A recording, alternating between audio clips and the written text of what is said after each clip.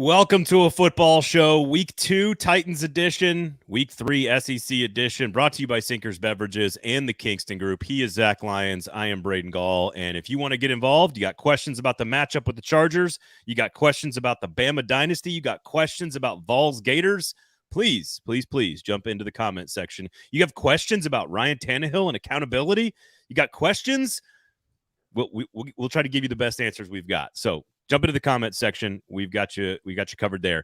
And we don't do this very often, Zach, but I'll just say, please share the product. Tell somebody about the show. Write us a review on the podcast app. Comment on the YouTube page. That helps people find the show. So I will just overtly ask people to help us grow the product here on the beginning of the show. A football show brought to you by Sinkers and the Kingston Group. Love it. Let's do it. I'm ready. This is gonna be a good show. I can feel it. I was about to I was waiting for the intro, the pre-roll there, as we say in the business, to get going because I wanted to look up your exact text message, what you said to me about one of our main first topics about Ryan Tannehill and accountability. We're then going to build a game plan for what they need to do, brought to you by the Kingston Group, of course, about the matchup with the Chargers. Lots of really interesting factoids and history on the line and lots of stuff. The 200th game in Nissan Stadium history coming up on Sunday afternoon. So lots of really fun stuff that we'll get to you guys for, and maybe some concerns about the offensive line as well. And then again, of course, we'll take a look around the AFC South. 2 rookie quarterbacks matching up this weekend with Anthony Richardson and CJ Stroud in the Houston and Indianapolis matchup. I'm interested by that. And of course, a huge weekend for the Tennessee Volunteers in the SEC. So a lot of stuff to do, but we were going to discuss, of course, accountability and Ryan Tannehill out of the gate. And I was kind of asking you via text message before. I was like, all right, well, what's the angle? What's the right setup here? And you basically just said to me, well, the topic is like most of my takes. People are fucking idiots. Yes. So I thought, you know what? There's no way to really try to set you up here other than just to read that and say, let's ride, big guy. It's the most ridiculous thing. This goes back to Mentorgate, and this goes to the fact that people aren't watching the entire press conference. They're watching snippets and clips. And listen, the Titans don't make it easy for fans. So I don't blame fans for not tuning in and because first off, the Titans social media team doesn't even promote that they're having press conferences. And now they're not even on YouTube until like a day later. And if you want to watch it live, you have to go to titans.com to do it, which is utterly fucking ridiculous, by the way. What a missed opportunity for them and for their social team that probably is working off metrics like for impressions and stuff. Like it would be so it's just that aside. that total utter mismanagement aside, bad business. But the fact that people are upset because he said we and didn't take any accountability.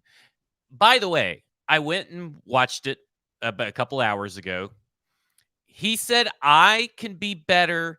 Wasn't my best day. I can be better. I could be better for sure. Every area it looked like I could be better. He used the term you as I, like you want to get it all fixed. Right. You want to go out and play good football. You hate to be on the wrong side. I aim to be better this week. I want to be better and look forward to next week. That's 10 instances of him taking some form of accountability, saying that he sucked. This is what he said with we. We can be better. We have to be consistent. We can't have inconsistencies there. Those last two were talking about timing issues when asked by John Glennon. And then said that we have to take advantages. We have to see what we did and take advantages. 4 instances of using we versus 10 using I. You know what the issue is, Braden? And we talked about this, I guess it was last week or maybe 2 weeks ago. The cross-section of UT fans and Titans fans, these fans, this Titans fan base that are fans of both teams, they have an ego. They feel like they are deserved more than what they are given in the social media age. And I think that what they're wanting is to be pandered to. What they're really wanting is Ryan Tannehill to go up there and say, and these are the exact words, I fucking sucked. And I should be benched. Totally and normal. That's what they should say. That's what they want him to say. That's not who he is. First off, he's never going to cuss. He's always been a pretty even kill guy. But the time that he did bare his soul to this Titans fan base, took a bunch of shit for that too. They shit down his throat. Like they said, we don't fucking care that you went to therapy. We don't care that you went through some mentally troubling and emotional times. We don't give a shit about you. And ultimately, this fan base for the ones that are being loudest and most vocal about this, they already had their mind made up after in some point in 2021, I'd say even before the Bengals game, about Ryan Tannehill. Some of them are still upset that he benched Marcus. Like that is where we're at as a fan base. And this fan base needs to be better. I am asking for this fan base to be better than what it is, and it will never happen. Ryan Tannehill, bad teammate? Question mark. Yeah. No, he might as well. I don't know why he didn't. Does he even love the Titans? Like I said, does he even love the Titans? Did he even try to commit seppuku up there? Probably doesn't like try to stab himself. Probably doesn't love his kids or his wife or football even. Look. So I think your theory on the ego is fascinating. I watched the press conference, and you and I were asking. I was asking you, and we were talking before the show about like what's the angle here? What's the right way to approach this topic? And like I watched the press conference. And not for 1 second did I think that's what you were talking about. The fact that like we is just a normal thing that all humans say as football or as athletes, let's just say, on a team. It's just something you say. And, like, again, I think to put so much value on a singular pronoun sounds a lot like the rest of the country going all to hell in a handbasket for nothing. Yeah, I mean, this is not just happen in sports. I mean, this is a reading, listening, comprehension problem. I put out a stat the other day about the pass block win rate of the Titans, and I linked to the article. And I had people asking me, well, what's the definition? How do they measure? Fucking click the article. Like it's in there. And then like, no, I only want to read headlines. Yeah. And one guy goes, I put up one this morning or last night about, I think the Titans are like league average. And it shows like Titans are 16th. Someone goes, why is there only 30? Well, if you click the fucking tweet, it tells you that the Bills and Jets data was not there yet. Like, right. People need so much hand holding. So that's why, to me, it's awful that the Tennessee Titans do not let pretty much make it accessible. All right, bring it for people to see it. All right, now I like it. That's full circle. I like that. Put Tim Dodge's comment up on the screen for a second there for those watching. All I want is for Tannehill to throw 6 touchdowns a game and cure cancer in his spare time. Is that too much to ask? Now, I do have a new theory about Tannehill, and it's not a new theory. It's an old theory that's now coming back around, speaking of full circle.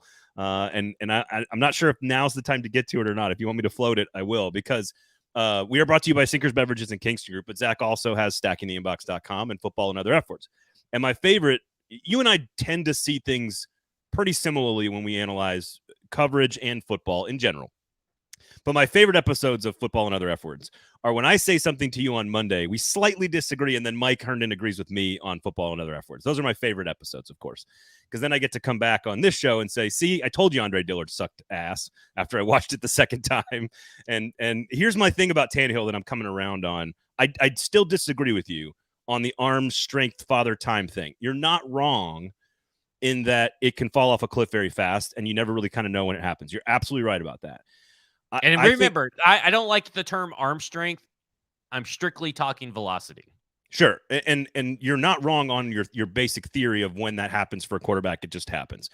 I think we would have seen it in camp, number one. But number two, I think we would see it happen basically permanently. There would be no return to normalcy the rest of the season for Ryan Tannehill. And I expect him to play better against the Chargers. I think you probably would agree. So that's one of those where, like, I can argue with you and say yes or no, or I agree or disagree, but really we're just going to find out on the field whether or not he's lost it. I'm worried about it. I'm not saying that it has happened.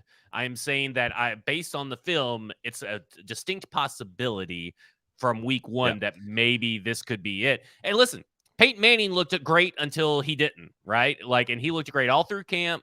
And then all of a sudden he fell off. Russell Wilson, glowing reports out of camp, and then he fell off. It happens. It just it does. You're absolutely right about that. I saw all the arm talent there, arm strength, velocity, RPMs, however you want to describe it. I have sort of I just disagree with that's the reason he was terrible in week 1. And we're going to I find out. never said that was the reason he was terrible week 1. He was terrible in week 1 because he's an idiot.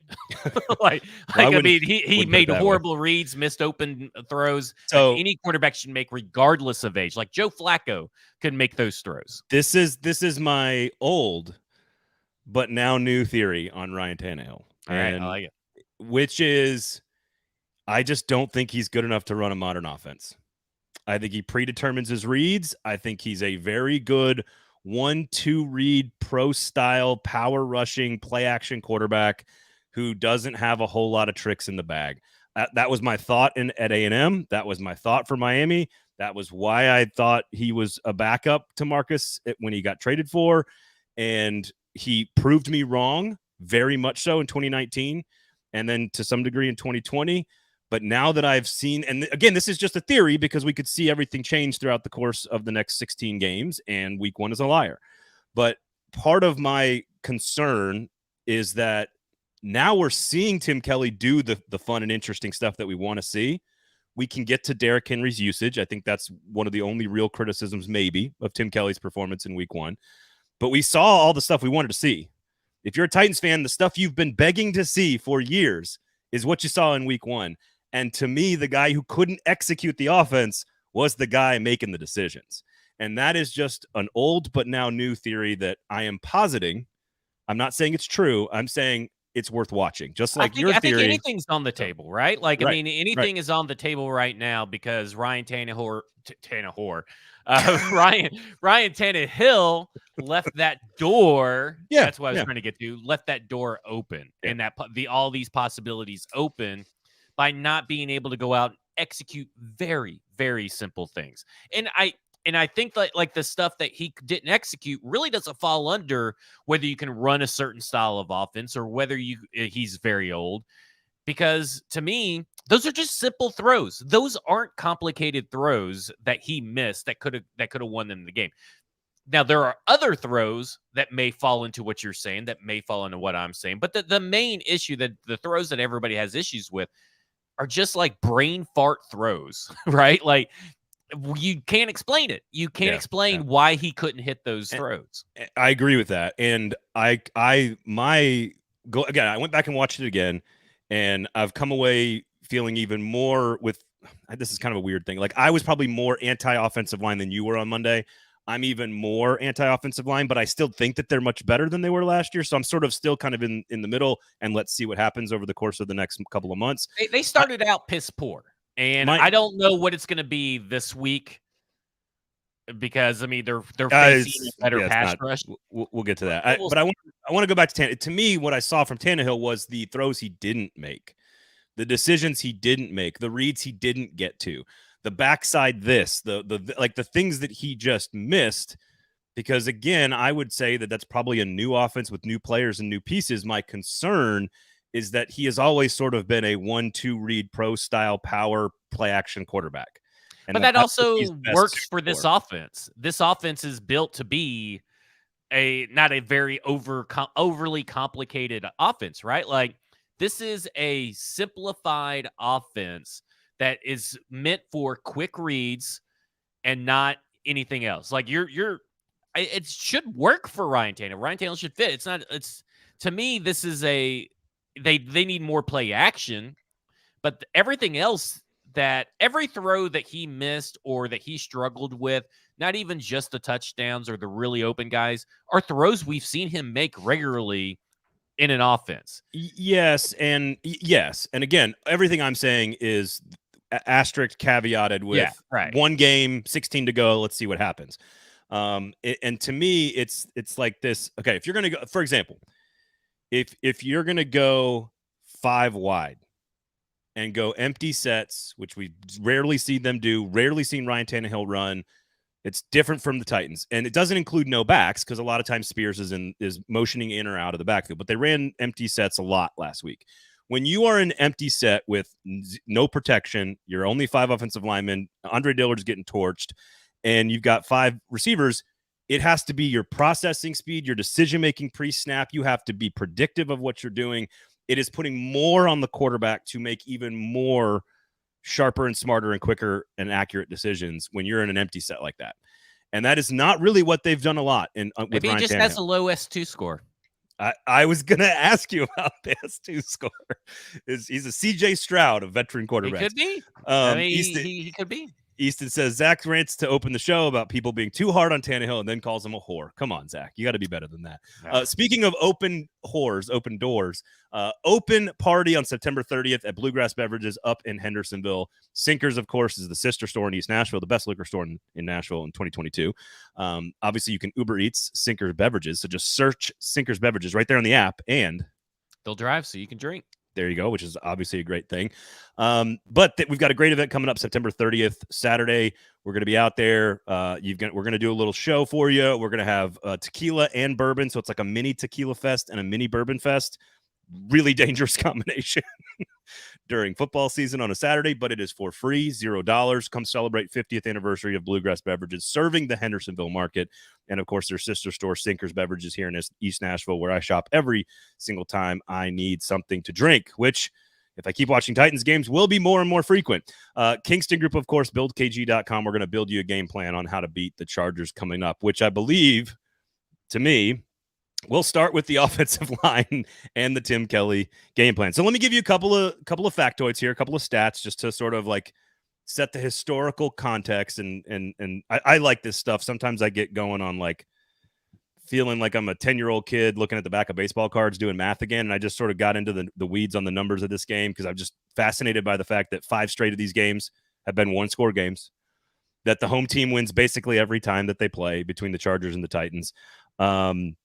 Derrick Henry, we'll get to his usage rate, but he needs 177 yards to pass Earl Campbell, just something to keep an eye on. He's chasing down Earl Campbell for number 2 all time. He needs 2 rushing touchdowns to become just the 7th player in NFL history to go 8,000 yards, 80 touchdowns in his first 8 seasons. So keep an eye on that.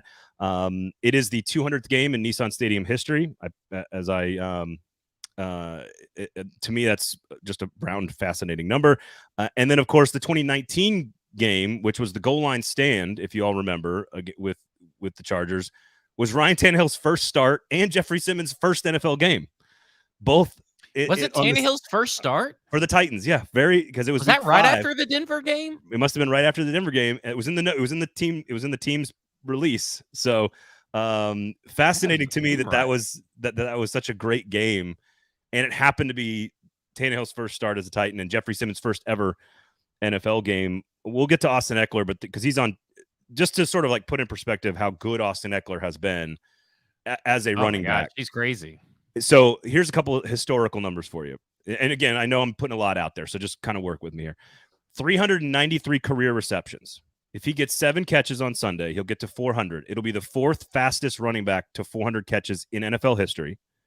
He's got 7,300 and some change yards from scrimmage. Only 3 other undrafted free agent running backs have ever gotten to 7,500 scrimmage yards. So he is one of the, we're talking Priest Holmes category of production. He has 29 receiving touchdowns. Only 5 running backs in history have ever caught more than 29 receiving touchdowns to get to 30. If he catches one more, he gets to 30. I say all of that to just put Austin Ekeler into perspective. The guy had 164 yards from scrimmage last week, over 100-plus yards rushing. The Chargers had 234 yards rushing, and the Titans have not allowed a 100-yard rusher in 7 consecutive games as a team, 7 consecutive games, and 15 of their last 16 matchups. The Titans did not allow their opponent to go over 100 yards. 15 out of 16 times. The Cincinnati Bengals, of course, when Joe Mixon was out, I think it was the Samaje Perine game last year, is the only team that's gone over 100 yards rushing against this Titans team in 16 games. So that's a lot of historical stuff, a lot of data. I just wanted to get it out there because I found it interesting, and it's stuff to keep an eye on this Sunday. You should have saved some of it for the discussion, like when we're talking about the rush defense. Well, if you know Zach, blah, blah, blah. Sorry. You just word vomited. I just dumped it on you. Let's start with building a win, quick passing and relying on Derrick Henry. Like, if you're the offense, that's what you have to do.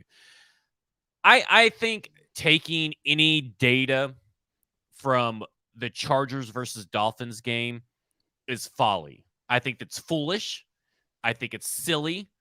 and to try to apply it to this, because Tua Tagovailoa, Tyreek Hill, Jalen Waddle, Mike McDaniel, they present a different threat to a defense. So, of course, that possibly they play a lot of man coverage. And they may still play man coverage, but they're going to probably play a lot of man coverage. They're also probably not going to send a lot of blitzes and pressures to Tua because they have to cover everything else. So that means that Tua has a nice, clean pocket.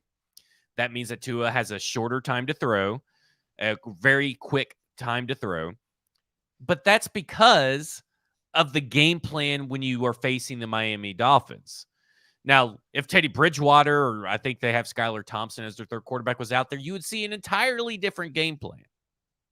And I hate to throw Ryan Tannehill into the group of those guys, but a smart Los Angeles Chargers team, and I'm not so sure they are, but a smart Los Angeles Chargers team isn't going to treat this collection of pass catchers and this quarterback the same they would the Dolphins. That's just not there. And the Dolphins and the Titans aren't going to attack their defense the same way. So to me, bringing in all these stats from week one from either side doesn't make a lick of difference. I can sit here all day and say, well, the data says that the Titans are the 16th best offensive line from aggregate data sources. They're the 5th best to pass block win rate. That doesn't matter because now they're not going up against Charles Granderson, right, and old Cam Jordan. They're going up against Khalil Mack, Joey Bosa. They're going to have Asante Samuel on the outside. They're going to have Derwin James as a safety. They're going against an entirely, on paper, better defense. Now, what we have seen from the Chargers, not always what is better translates. And specifically, for whatever reason, Mike Vrabel does not give a flying fuck about your high-flying offense. And he'll play you. He'll wear you down. And it's going to be a 3 or 1 point game, like you've kind of historically alluded to, 1-score games. But he does something to the Chargers typically that he does to the Chiefs. Something, and listen, they are coming to the Tennessee, right? That is why you see that the home team almost always wins, because of that traveling. That is hard to do. That's hard to be the away team and go and travel that many miles and put up a win and put up a W. So they're coming here.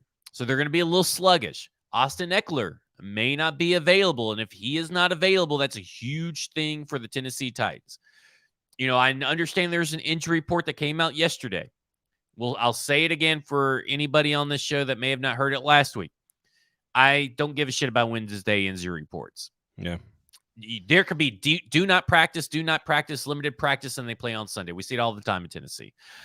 I will say this. If someone that is injured, like Dylan Radins, who missed a game last week and wasn't active, and he comes back and practices yesterday and is injured today, that is something to take note of. It's the transition from day to day. There is nothing to take away until today's injury report comes out, and there may be nothing to take away there. But Austin Ekeler not practicing throughout the whole week could be big. A good thing. But let me say this. Joshua Kelly had a pretty good game. So. Yeah. Joshua Kelly, fluke game. Let's just be honest. We've seen what Joshua Kelly is before. It's kind of like Chris Hubbard. I'm going to chalk Chris Hubbard up as a fluke game. Okay. Joshua Kelly is probably a fluke game based on the history of what we've known Josh Kelly to be. And that game was just wild. Nobody could stop anybody pretty much until like the very last minute. But if Austin Ekeler is a guy that always tends to just show up, so I wouldn't discount that even if he is do not practice all week, if they don't announce him as out, he's probably playing on Sunday, or at least he's a game time decision. Daniel, of course. Hello, Daniel. How you doing? Says Bosa did have a terrible game last week against the Dolphins left tackle, which was Titans legend Kendall Lamb. That's right. They were playing without their left tackle. I will say they did. Mack and Bosa did combine for 10 pressures last week. Now, Tua got the ball out extremely fast, 2.45 seconds. Tannehill was over 3 seconds last week, so that needs to change quickly because, again, Andre Dillard, whoever they put over there on Andre Dillard, the problem The problem I have with Dillard going back to, and this is going to get into sort of your game plan here, which is short passing, run the football. We'll get into the defensive side of things, but on the offense, it's the quick passing game and it's running the football. That's kind of what we expected last year in this matchup. It's sort of what happened. To your point, Vrabel just has this magical way of attacking these really explosive offenses, a lot of which you might say are finesse offenses to some degree. Herbert, by the way, again, one more historical fact here. Herbert's the only quarterback in NFL history to start his career with 4,000 yards passing in 3 straight seasons. And only he and Manning have done 25 touchdown passes in 3 straight seasons to start their career. So I'm just saying that to put like the historical perspective on Herbert and Ekeler and some of these weapons that they have on offense. And Vrabel has been very good at stopping them. Andre Dillard, the problem with Dillard last week when you rewatch it is the amount of different ways he was beat is really the problem. It's like, oh, okay, I'm going to do a rip on the first drive. Then the next time I'm going to do a bull rush. Then I'm not going to do a spin move. And then I'm just going to jump over you the next play. Then I'm going to slap your hands on the 5th drive. Like, it was every single different which way you could get beat. He got beat. He gave up 6 pressures.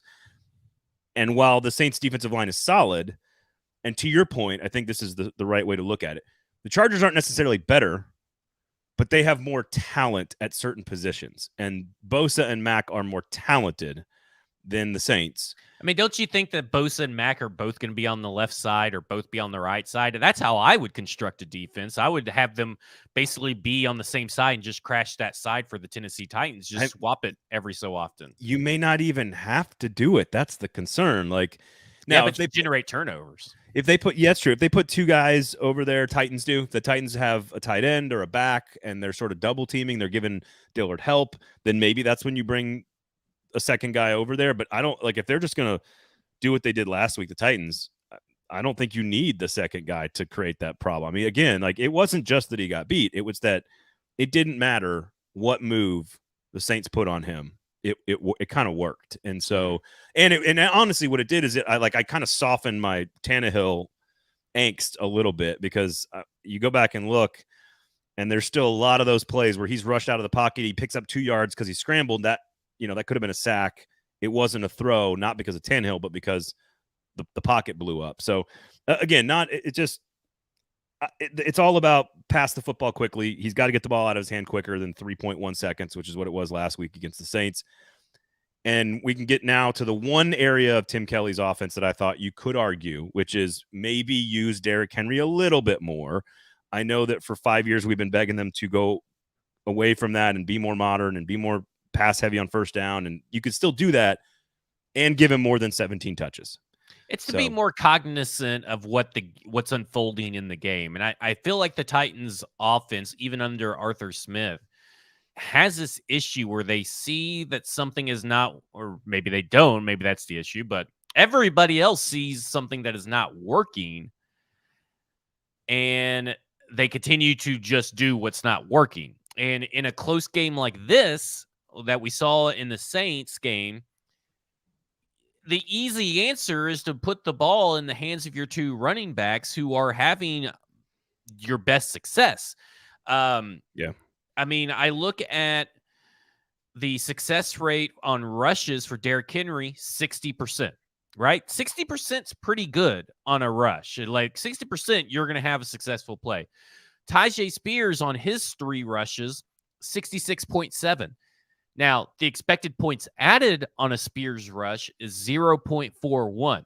It's negative 0.07 for Derrick Henry, but still not as bad as what the offensive line is.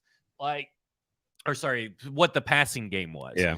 And that was evident. Like, to me, that was evident. So, out of the gate, I think that you're going to see almost kind of like a back to basics game, sort of like it's run some more, because they just signed what's that? Is he Patrick Jacques or Jacques Patrick? Jaquez Patrick played at Florida State. Patrick. Yeah, 240 pounds, kind of like a Dante Foreman type. Yeah, they brought him in, took out Jordan Roos. Yeah. Now, this makes me wonder if they're going to bring him in as a fullback and really load up some stuff and go really heavy and go bruising. Like, they're going to bruise some people. And I think that's the way you have to do it, because ultimately you can look at the thing and say, Oh, well, the Chargers, they were last week, the Chargers were one of the best run defenses because EPA per play allowed. I think they were the second or third best. So you can't run on this team anymore. Oh, dude, is Raheem Mostert with 10 carries? Like, slow down here. Tua threw for 466. They weren't even trying to run the football. Different teams, different game plans. And I am much more comfortable with Andre Dillard as a run blocker than I am as a pass blocker. Same with Chris Hubbard. Same with this whole offensive line, really. You have to run the ball, and that's how you build a win. It is, to me, it's almost like two or three things piled together in like too much sense. Like Ryan Tannehill is still adapting. Ryan Tannehill is not as confident. You want to build some confidence, make it a little simpler, make it a little more familiar for him. You want to slow down a pass rush that got after a team last week and has a chance to destroy your tackles this week. Run the football. You got a team that's not as good at stopping the run as the Saints were. Everything is like too logical. So I'm worried that they're going to overthink it. But everything seems too logical. If you want to help Tannehill, help the offensive line, help the offense, it all sort of lines up with a Derrick Henry type of game. And again, this team has been pretty good at home. In this series, it's been very close games. That's the way Vrabel's teams are going to play traditionally. It's the way this team is going to win games traditionally. Now, Diesel, I didn't see this. What you said, dumbass fan base booed Ryan at a soccer game. Yeah, I think I was at that soccer game. I was at that soccer game. He was there early in the year, and they showed him up on the Jumbotron. Oh, yeah, okay. Yeah. That's that. I think you were at that game. I think that was a game we were both at. I was at most of them. Once the college football season starts, I'm busy on Saturday nights. But I love it. It was a game that I thought we were both at. That seems odd to me. I guess I don't understand that. Okay, so that's the sort of the game plan on the offensive side of the things. There's not a lot to say. I kind of already mentioned. By the way, DeAndre Hopkins there's a streak going. Longest active streak in the NFL in terms of receptions. He's caught a football in every single game he's ever played. That's crazy. It's pretty remarkable. 146 career games, 146 straight games with a catch. So interesting stuff there. The defense, it's sort of common sense. The stat that I put out earlier about 15 out of 16 teams have not gone over 100 yards. 7 straight times the Titans have kept somebody under 100 yards. Well, they have the best rushing defense in the NFL. So duh. So it makes sense. But if Ekeler's playing and Herbert's playing, what is it just in Vrabel you trust on the defensive side because he's so good at matching up with these offenses? Do we have concerns about the secondary? I know Fulton was a participant during practice this week. So what is the game plan? How are you building it on the other side of the ball? Or is it just in Vrabel we trust? Well, I think it's just Vrabel we trust. I mean, Austin Ekeler, that last game, he only had 70 yards total. So, the thing about Ekeler is that he may not burn you for 100 yards per game, but he's going to burn you for 100 all-purpose yards per game, typically. Yep. So, to me, that was super impressive that last year he was only able to walk away with that much. That seems like a really bad game, and I'm sure Ekeler fantasy owners were highly upset. And then you look at Herbert on the other side last year. He had all the yards in the world, 313 yards, 0 touchdowns, 2 interceptions, 3 sacks. I mean, that's still a winning formula. The Titans only lost by 3. That's the game Ryan Tannehill got injured on. That's the game that I'm trying to look it up right now. 17-14, I think. We're talking Greg Maben, Andrew Adams, John Reed, right, Roger McCreary, Kevin Byard, Joshua Kalu. Those are your defensive backs that game. Roger McCreary and Kevin Byard were the only starting caliber defensive backs they had last year, and they held the Saints to 17 points total on the road. Yeah, that's just how it's like when the Chiefs came a couple of years ago, and it was Greg Maben shut down Tyreek Hill, and they walked away with 3 points that game. Yeah, and Patrick Mahomes. It makes no sense, and this is probably going to be the game where everybody walks away and says, "Vrabel's just a fucking madman. He's a scientist. It makes no sense that the Tennessee Titans were even in this game, much less win, or even I can't believe the Titans only lost by 3. You know what I'm saying? That's like one of those games. Yeah, Herbert's going to be on Netflix next year saying, "God, they're just one of the toughest defenses to play against, no matter what." Like that's what it's going to be. I think what's the other thing to keep an eye on here, and then I don't think we know this yet now because I didn't watch much of the game, the Dolphins-Chargers game last week. I didn't see much of it other than some highlights. The entire move to Kellen Moore as the offensive coordinator for the Chargers was to remove themselves from this dink and dunk short passing attack, which Austin Ekeler is actually very good at. But they have these big like Frisbee catching dogs on the outside, like these 6'4" guys that like to go down the field. And actually, that's where Justin Herbert got a lot of his yards last year was Mike Williams on these deep routes that like just were winning on one-on-one situations, but they locked him down in the red zone. And so I'm curious what Kellen Moore's offense will be in terms of what does it look like down the field, because that's supposed to be what he's bringing to the offense. They were over 200 yards rushing and passing last week. The Dolphins are not the same as the Titans, but the Dolphins have some pretty good players on defense from a talent perspective. So I just am curious what it looks like from Kellen Moore and how different it is going to be from last year, because again, totally new scheme for them as well. He was efficient, but his air yards last week, he only had 7.5 air yards last week. That doesn't strike me as down the field. No, and so like last year, everybody knows, last year he ended with a success rate of 46.3. Okay. His yards per attempt were 6.8, and his adjusted yards per attempt were 6.9. His yards per attempt were 6.9, so 0.1 better. Now, I will say this, 0.6 yards better is your adjusted yards per attempt at 7.5. But he's at a 47.2 success rate, according to ProFootballReference.com. If you look at his air yards, like I said, and I do not know why this is not, here we go. 7.5, it ties you, he had him at 11th last year. Ryan Tannehill had 9 last week. Let's remember that, which is insane. Yeah. Now, last year, in terms of air yards for Justin Herbert, I'm pulling it up right now because I had to use a couple. It's the same screen, kind of loads a little bit. Well, you do. Do you need a second here? Justin, I got it right here. Justin Herbert, he was 6.4. So there is improvement, but it's not what the improvement that you really expected from Kellen Moore with Mike Williams, with Josh Palmer. It just seemed like they couldn't do it, but there was no Jalen Ramsey. So I don't know really. It was just this awful offensive line, in my opinion. And I think that the Titans are going to be able to cause the havoc, make them have to still go dink and dunk. It's all about doing just enough. Sean Murphy-Bunting, Christian Fulton, and Roger McCreary have to do just enough to slow down Mike Williams and Josh Palmer, because that's who it is. Quentin Johnston is not a factor.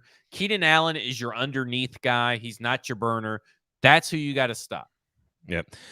It'll be interesting. This is one of those where like my instinct all week was picking the Chargers. I think they're going to play well. I think they know what happened last year in Los Angeles, even though they won the game. So the offense is motivated, et cetera, et cetera. But like, it's also one of those moments where Vrabel just does something, not just against a good offense, but back against the wall, sort of cliche. They tend to be pretty good in those situations. The 7-game losing streak and the injuries notwithstanding last year. So I'm really torn on this. I'm curious what the crowd looks like, because the Chargers are not exactly a heavily traveling team the way Pittsburgh or Baltimore or the Packers or the Cowboys would be. So I'm curious what the crowd looks like. Home opener. Vrabel's 2-3 in his home openers, just as a point of fact. 0-2 in his last 2. So wants to get off the schneid there, but we'll see what it looks like. My instincts all say Chargers everything, which means I should then turn around and go the opposite direction and take the Titans. So yeah, I will say this: Sean Murphy-Bunting was able to keep everything in front of him. Mike Williams didn't play the last time they played each other in 2020, but he was able to keep everything in front of him. He allowed 7 for 7 for 131 yards that game.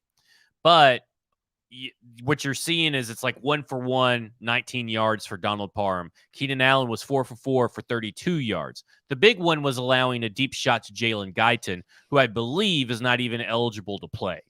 There you So go. that was 1 for 72 because I believe Jalen Guyton is on IR or injured, if I'm not mistaken.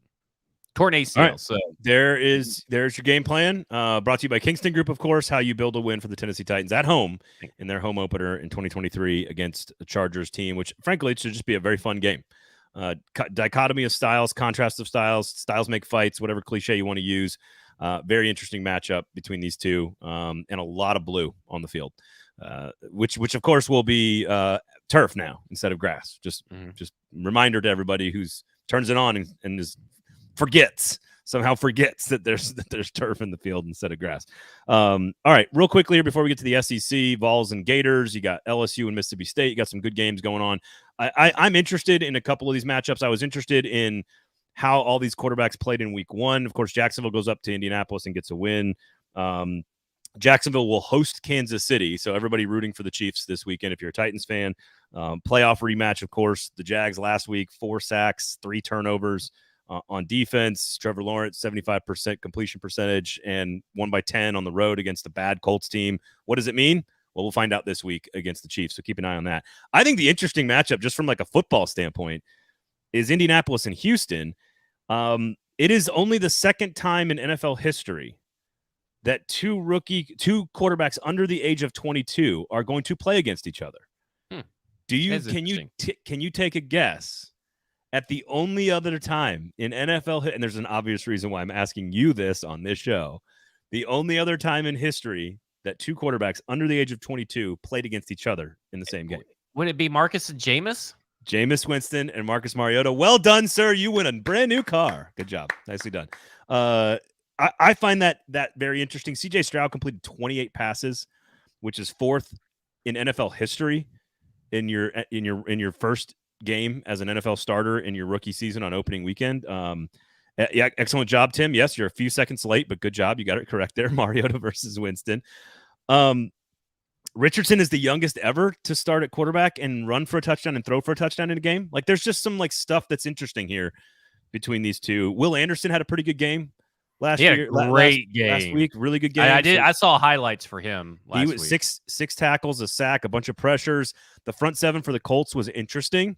Kwity Paye and Buckner played pretty well. Also, I think Zaire Franklin had 18 tackles last week for the Colts. So I don't know. To me, it's just interesting. And I want to see how both those guys look. And I think it's a game in the division that Titans fans should be paying attention to. Yeah, I mean, you have to kind of pay attention to it outside because they play at the same time, right? So, like, that's the biggest issue is, sometimes, and who really wants to go back and watch a Indianapolis-Houston game? Unless there's some highlights that pop up on the screen that change your mind. But it's more about like neither of them are good enough passers that I'm very excited. I don't know if you saw Anthony Richardson's heat map. It was all on the right side. I think he only attempted 1 pass to his left or 2 passes to his left. It was a wide. It reminded me of Mitch Trubisky when he was playing for the Bears because Trubisky. Now Richardson looked better, but if you remember, Trubisky like cut off the whole side of his field by himself, and Anthony Richardson did the same thing. And the dink and duck offense is not going to work for CJ Stroud. If this team wants to do anything, I understand that your offensive line is probably not that good, and maybe that's what you're forced to do. But and 0 touchdowns, 0 interceptions, 5.5 yards per attempt is not very good. No, it's all very, very. But again, like to me, it's about all right. This was the guy that went number 2 and number 4 in the draft, which, by the way, is also a very rare thing to see in the NFL. I think only 6 other times has it ever happened where 2 quarterbacks were taken in the top 5 that play against each other. And they're going to do it twice this year. It's more about just sort of like, this is what a number 2 overall pick and a number 4 overall pick in this class looks like. And the Titans drafted a quarterback in this class. And so that to me is interesting to see. They're in the division. They are going to be inextricably linked for the rest of their careers. Levis, Richardson, and Stroud, whether fans like it or not, the 3 of them are always going to be linked. And so to me, I just want to see what they look like. Like we talked about these guys during the draft process ad nauseum. I just want to now it's time to see what they actually do on a football field. I'm interested in that. So that's all. Well, that's all. I also want to say this just real quick.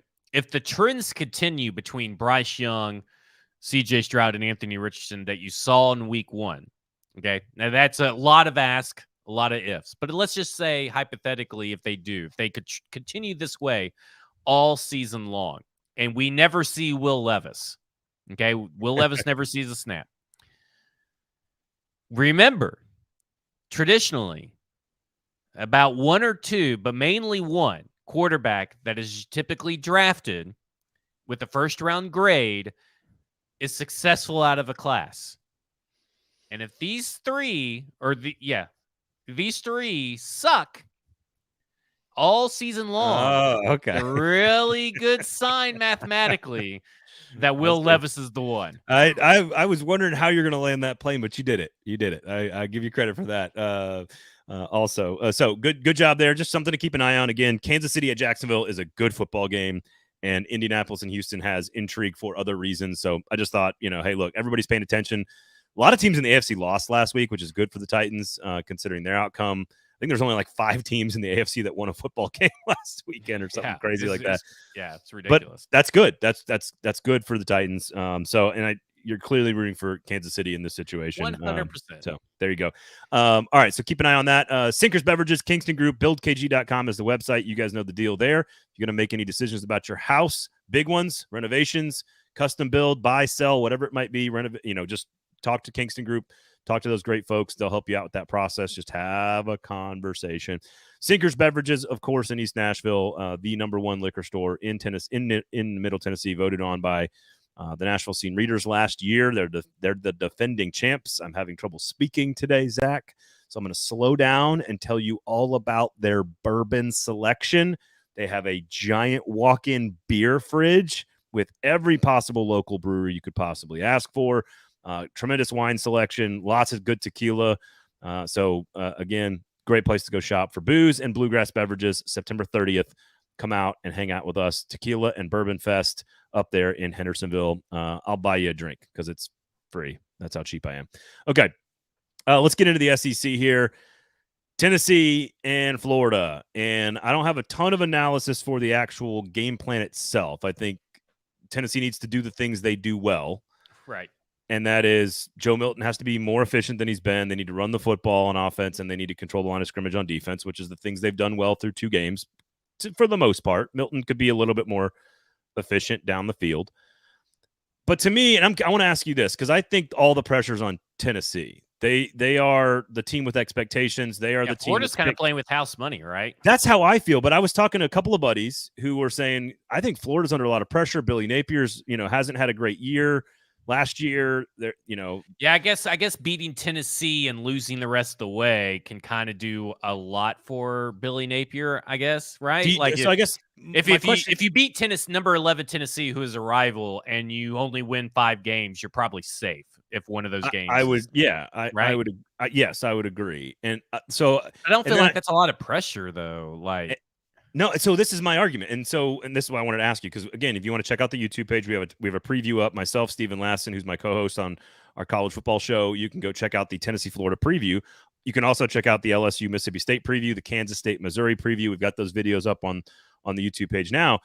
But he said the same thing. So I have a couple buddies that were like, "No, I think there's a lot of pressure on Florida. Tennessee's going to go down there and be loose." And I was like, "I don't think so."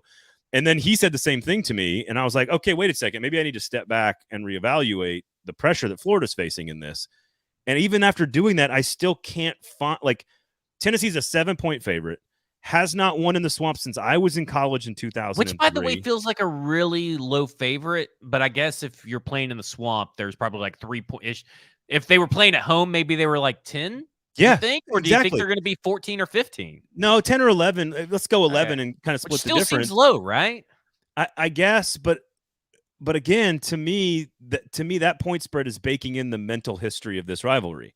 Gotcha. And the mental history, to me, all the pressure of the mental history is on Tennessee. It is not on Florida, in my opinion. Because, I mean, you've had, yes, there have been drops. But guess what? If you have drops 2 weeks in a row, you're probably going to have drops 3 weeks in a row. So, they're going to have to figure out a way to limit the severity of the drops themselves. And in my mind, if Tennessee goes down here, and even if they win, but they win by 3 points, win by just a touchdown, that's not a real win for Tennessee. There are real issues for this team going forward. I don't know. I don't know about So I think a win by 1 point ugly is still a monumental accomplishment. Really? Well, because of what it means to the fan base and what it means to the program. Because again, 2003 is when I was in college, and every Tennessee fan has been tired of hearing this all week. But are we tying? Is that tying years. too much of the mythology of the rivalry and not Yes. much? And Yes. then, like, to me, that's it. May be big for the fan base. Maybe, I don't know. This fan base is kind of fucking crazy. But I feel like for the outlook of 2023. Maybe I guess you could argue that it's a big monkey off their shoulder or a big sigh of relief. It's huge. It's huge. And then that helps them the rest of the way. But an ugly win, I don't know. I don't know what that does for Joe Milton and all that. No, you're analyzing it from a football standpoint, right, which is the right thing to do. Which, if you barely beat Florida on the road, and sometimes it's the right thing to do, sometimes it's the wrong thing to do, because college athletes are just far more emotionally unstable in terms of week in and week out consistency, whereas the NFL takes all of that off the table. Like, the NFL removes all of that. And so the coaches that can get their players to compete against themselves each week are generally the coaches that do great things in college football. You got to recruit and scheme. I get it. But to Pretty Boy Lipshitz's point, I don't trust Milton. I'll take Florida plus the points. I think if you win a close game, it doesn't say a lot about how good Tennessee is going to be in big games against A&M or Alabama or Kentucky or Georgia. But it does speak volumes to the fan base that is going to experience something that it has not experienced in a long time. In a long time. And it has lost games to Florida in the worst, most creative and ridiculous ways in the last few years. Felipe Frank's Hail Mary, like Felipe Frank's ghost, is still wandering around the halls of the swamp at night. So, like, there's like this weird, to your point, monkey off the back. But to me, that puts all the pressure on the team with expectations, with the number 11 ranking next to them, with an undefeated record, with the team that achieved something last year. To me, that's the pressure is for them to go down there and play well.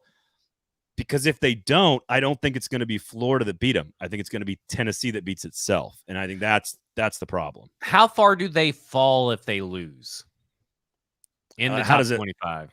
Like a close game? Yeah, I'll let you give multiple options. If it's a close game, it's this. If it's a blowout, it's this. I mean, if they get boat race, they could fall out of the top 25. Now, I will say this: I also don't care. I also don't care where people are ranked. I don't care.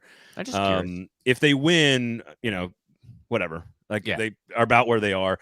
I think the real football analysis is, can Joe Milton convert in a hostile environment when the pressure is high? That is, to me, that is why the pressure is on Tennessee. Mm-hmm.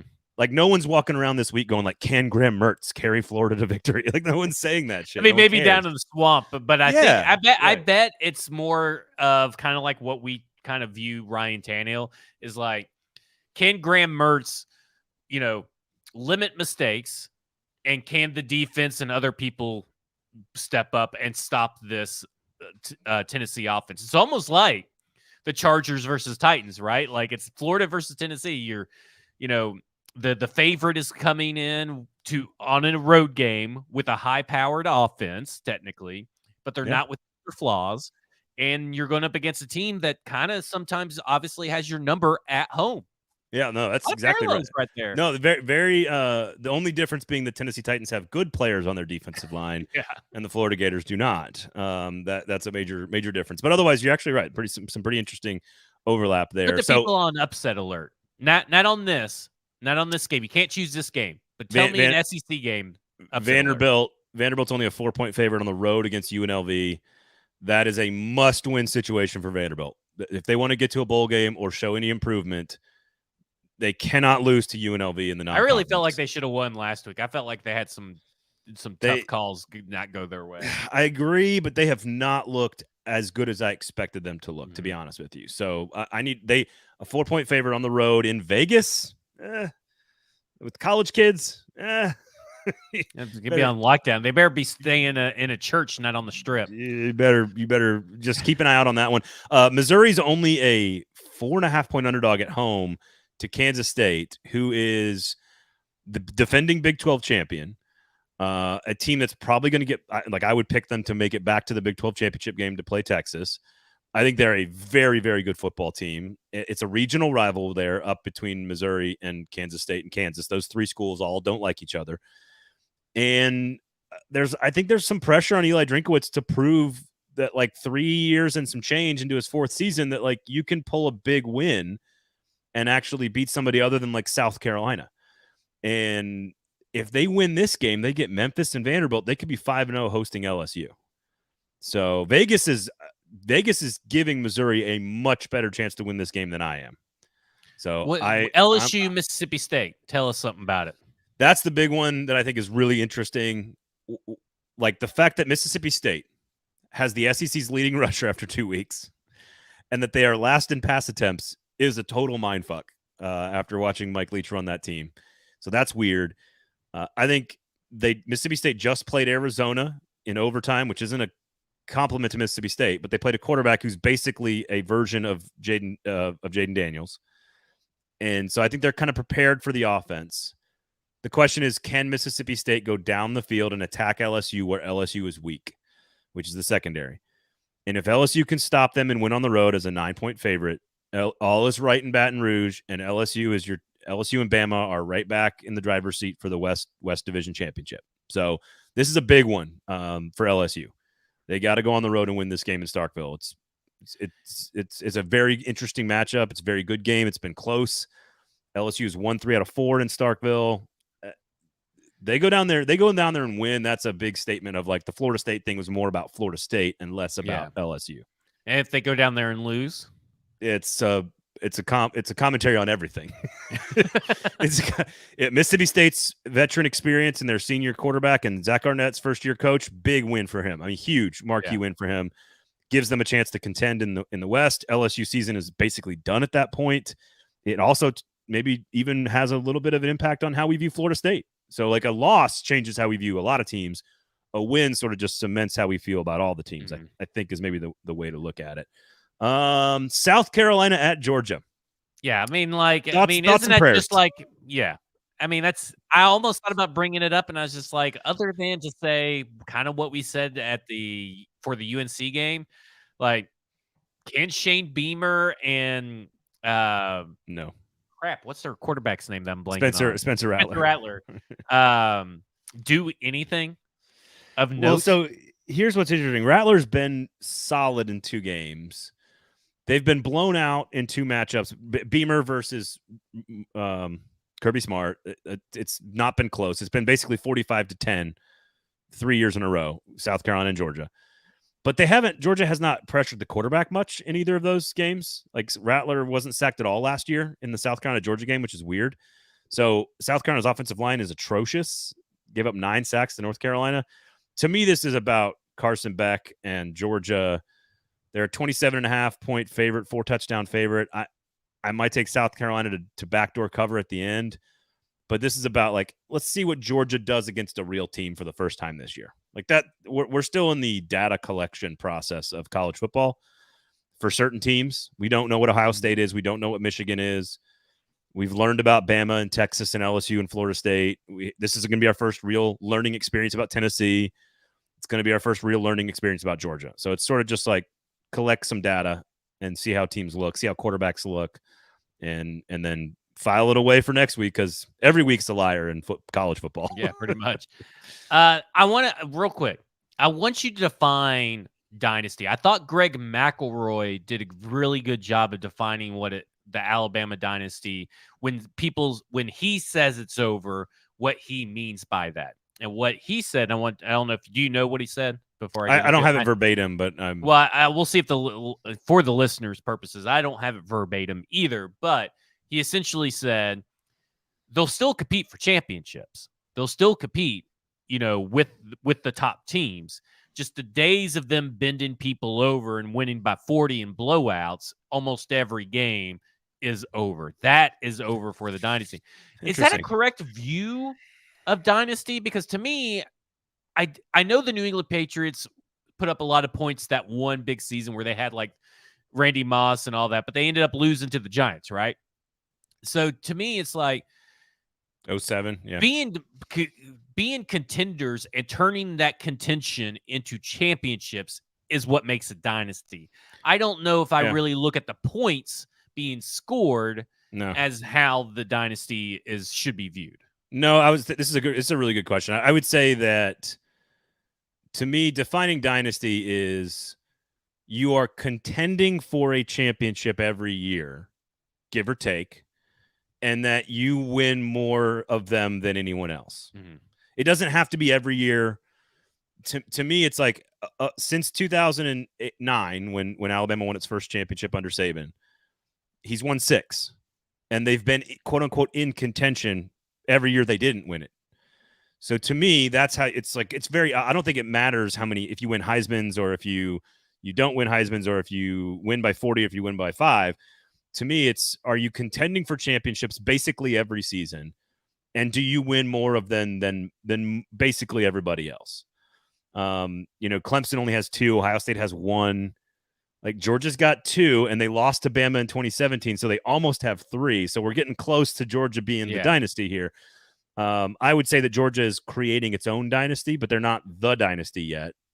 But it might be the next dynasty. Right. And so I also think that last week's game was, again, more of a commentary on Texas and the state of college football, and that it's just really hard to lose your Heisman Trophy winning greatest player of all time at the position and be as good the next year. Like, Jalen Milroe's really good. Yeah, and also win a game getting the penalties outside of the pass interference penalties, but all the other penalties that they got. Yeah, it's hard to win a game when you got that many penalties. Well, and that I think is some of the people's argument is that Saban has lost his disciplinary edge. That the team 17 penalties against Texas last year. Like, they were very undisciplined last year, and they haven't corrected it so far this year. He needs to go back to just being an asshole. Like, I agree. Nice. Like, he needs to quit apologizing to people in the media. He needs to quit apologizing to parents, kids, and listen. I think that as long as you stay away from younger women of the opposite sex or anything like that. I prefer younger women of the same sex, but that's just me. I think if he stays away from that side, I think an Alabama football coach could be as mean and as unpolite to college kids as he wants, as long as they're getting paid and they're winning games. So I think we need old Nick Saban back. What's interesting is I don't think we're even having this conversation if he's like 65. If he's like 5 or 6 years younger, I don't think we're even talking about it. We're just saying, oh, this is a regular down, like a team that is up so high, goes undefeated in 2020, wins the national championship, plays in the national championship game in 2021. Like, we are 1 year removed from Nick Saban going to back-to-back national championship games. If he's 65 instead of whatever he is, like 72, I don't think we're even having this conversation. Like, they're just in a natural downswell of talent right now. And that is there. Who do you think is better suited to fix that? Nick Saban or anybody else? Right.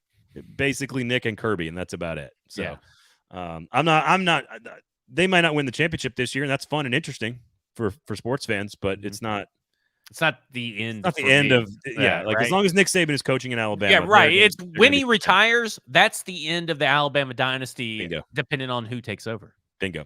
All right. Thanks for hanging out with us. Thanks for all the comments. Make sure you check out Stack in the Inbox. Make sure you check out Football and Other F Words. Sinkers, the freaking title. I was pointing at it multiple times. So I didn't know that's what you were doing. It was a great AFC South breakdown of the Tennessee Vols and the Florida Gators. Sinkers Beverages, the Kingston Group, BuildKG.com, of course. I think that's all the stuff. All the other great shows across the 440 Sports Network, Broadway Sports Media. I think that's everything. For Zach, I am Braden. Have a great weekend, everybody. We'll talk to you on Monday.